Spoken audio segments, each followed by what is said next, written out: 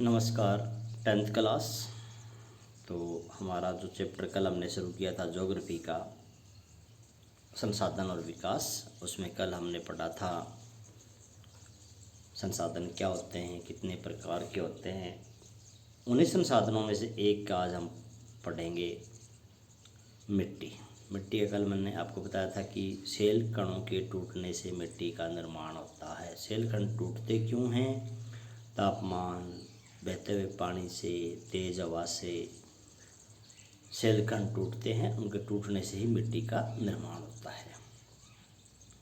अब आगे कहते हैं मिट्टी के प्रकार। जलोढ़ मिट्टी सबसे उपजाऊ मिट्टी होती है। जलोढ़ मिट्टी जो नदियों के माध्यम से ऊपर पहाड़ों से पानी के कटाव के माध्यम से लाकर नीचे मैदानी इलाकों में बिछाई जाती है।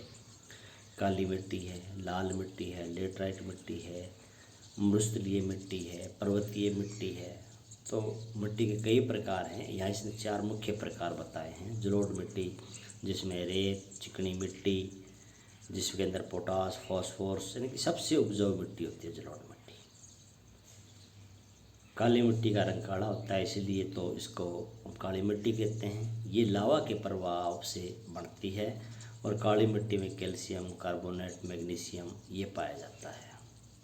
काली मिट्टी का ही दूसरा नाम रेगड मिट्टी है। लाल मिट्टी के अंदर फास्फोरस कम्बल, जैविक पदार्थ, नाइट्रोजन की कमी होती है।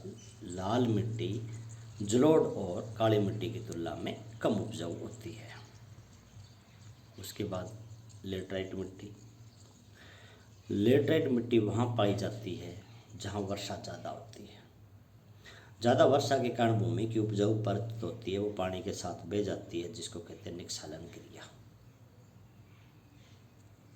तो पीछे जो मिट्टी बची है वो फिर लेटराइट मिट्टी है और वो कम उपजाऊ होती है। इस मिट्टी को हमें बचाना चाहिए, संरक्षण करना चाहिए, ताकि देश के अंदर उत्पादन है वो बना रहे, देश का कल्याण हो। उसके बाद आगे है भू अक्षरण या मृदा अपरदन क्या होता है। तो ये आपने पहले भी छोटी कक्षा में पढ़ा होगा कि तेज़ गति से पानी बहने से या तेज़ हवा चलने से भूमि की ऊपरी परत है वो या तो पानी के साथ बह जाती है या मिट्टी के साथ उड़ जाती है। इस प्रकार मिट्टी का एक जगह से दूसरी जगह चले जाना भू अक्षरण या मृदा अपरदन कहलाता है, भूमि का कटाव। अब ये कहता भूमि कटाव होता क्यों है? पेड़ पौधे काटने से। पेड़ पौधे काटोगे तो पेड़ पौधे क्या करते हैं? पेड़ पौधे अपनी जड़ों से मिट्टी को जकड़े रखते हैं। पेड़ पौधे काटोगे मिट्टी खुली हो जाएगी, वो पानी के साथ बह जाएगी। पशुओं को चराने से, पशु चराओगे तो उनके खुरों से मिट्टी नरम हो जाएगी, फिर वो पानी के साथ बह जाएगी, हवा से उड़ जाएगी। तेज़ वर्षा से या पहाड़ के जो ढाल है, वहाँ के जो खेत हैं तो ढलान के अंदर पानी की स्पीड ज़्यादा होती है, तो स्पीड ज़्यादा होने से वो पानी फिर मिट्टी को अपने साथ काट कर ले जाएगा। सतत पोषणीय विकास क्या होता है? ये कहता है विकास।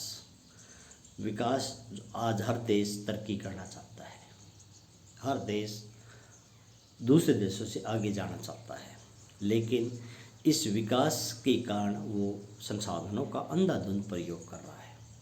और हमने पढ़ा है हमारे ज़्यादातर संसाधन अनवीकरणीय हैं। अगर वो समाप्त हो गए, क्योंकि बिना संसाधनों के विकास संभव नहीं है। सभी देश संसाधनों पर ज़्यादा बोझ डाल रहे हैं। इसके अलावा वो पर्यावरण प्रदूषण बहुत फैला रहे हैं,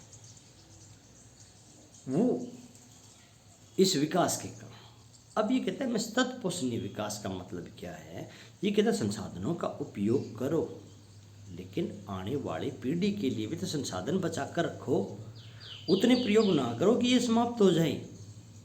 और पर्यावरण को भी बचाओ, पेड़ पौधे लगाओ। कहीं हम संसाधनों के अंधाधुंध प्रयोग से ये जो पर्यावरण प्रदूषण बढ़ रहा है, जलवायु का जो तालमेल है, जो गैसों का जो तालमेल है वो कम या ज़्यादा हो रहा है, जो फिर कल को हमारे स्वास्थ्य पर प्रभाव डालेगा। तो इसलिए कहता आज हमें विकास नहीं करना है, सतत पोषणीय विकास करना है, संसाधनों को भी बचाना है, पर्यावरण प्रदूषण को भी रोकना है। इन चीज़ों पर हमें ध्यान देना होगा। रियो डी जेनेरो का पृथ्वी शिखर सम्मेलन, ये एक जगह का नाम है ब्राज़ील के अंदर। जहाँ पर सभी देशों ने 1992 के अंदर एक पृथ्वी शिखर सम्मेलन किया। उनका उद्देश्य था किसी तरह संसाधनों के बढ़ रहे उपभोग को रोका जाए और इस प्रदूषण जैसी समस्या से भी मुक्ति प्राप्त की जाए, संसाधनों को बचाया जाए। जलवायु के अंदर जो क्लाइमेट हमारा चेंज हो रहा है, गर्मियों में गर्मी के समय गर्मी नहीं पड़ती, सर्दी के समय सर्दी नहीं पड़ती, ना उतनी वर्षा होती है, ये क्लाइमेट चेंज होना ये सारा इस प्रदूषण के कारण है। तो अब सारे विश्व का ध्यान इस ओर गया है, सभी देश चाहते हैं भी इस चीज़ को कैसे रोका जाए। इसके लिए सभी देशों ने मिलकर रियो डी जेनेरो के अंदर एक सम्मेलन किया था, जिसको पृथ्वी शिखर सम्मेलन कहा जाता है 1992 में। भारत में संसाधन नियोजन का मतलब क्या होता है? संसाधनों का अच्छे ढंग से प्रयोग करना, योजना बनाकर प्रयोग करना, ताकि संसाधन बेकार ना जाए। भारत में संसाधन नियोजन क्यों ज़रूरी है? क्योंकि भारत के कई राज्यों में तो संसाधन बहुत ज़्यादा है, कई राज्यों में संसाधन बिल्कुल ही नहीं है, जबकि संसाधन का प्रयोग तो सभी राज्यों को करना है। तो एक तो हमारे संसाधनों का वितरण है, समान है, दूसरा संसाधन ज़्यादातर हमारे अनवीकरणीय है, आने वाली पीढ़ी के लिए भी बचा कर रखना है। इसलिए हमें संसाधनों का एक योजना बनाकर प्रयोग करना होगा। भारत में भूमि संसाधन, भूमि के हमने कई रूप पढ़े हैं देश के अंदर। देश में 43% भूमि मैदानी भाग है, जहाँ पर कृषि उद्योग अच्छी सुविधाएं हैं। 30% भूमि भारत में पहाड़ी इलाकों में है, जहाँ से नदियाँ निकलती है और उनके अंदर सारा साल पानी बहता है, जो हमें हमारी सिंचाई के लिए, खेतों में बिजली बनाने में हम यूज कर रहे हैं।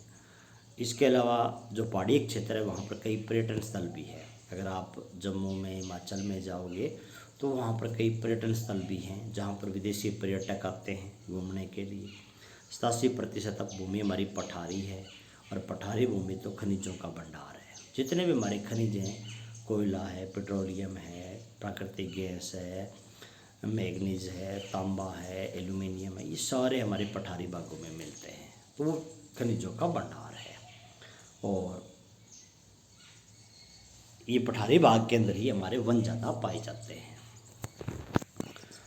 तो ये कार्य आपको आज याद के लिए करना है। राइट के लिए आपको एक तो भारत में संसाधन नियोजन और भारत में भूमि संसाधन का यूज किन किन कामों में हो रहा है, ये दोनों पॉइंट आपको राइट करने हैं। यहाँ तक सभी परिभाषाएं आपको याद करनी है, ये आज का काम है। धन्यवाद।